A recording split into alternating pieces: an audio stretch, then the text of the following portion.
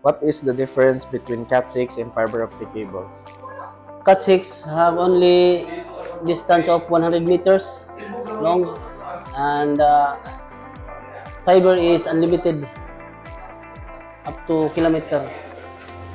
Cat 6 kay mga 100 to 50 150 meters ang limit niya, din ang sa Cat 6, and din ang sa fiber kay up to 1,000 meter. Cat 6 uses 8 wire strips that only has a 100 meters maximum length, while the fiber uses up to kilometers.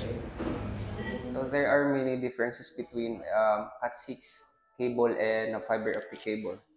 First is sa material nga gigamit is ang atong Cat6 is naka copper wires, and ang fiber optic cable they are using glass, and for the distance ang Cat6 nato is up to 100 meters lang siya, and then sa atong fiber optic cable up to 1 kilometer na siya.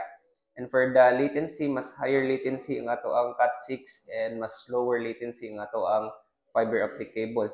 And sa durability niya, mas lig-on ang fiber optic, pero dali siya mabuak o mabali if mabent siya.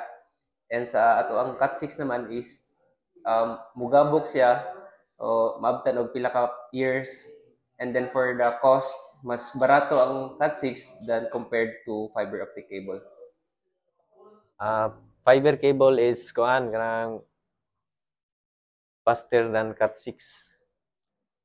Cat6 is there is only limit or 100 meters, and fiber cable is it can use up to 10 kilometer for the internet connection.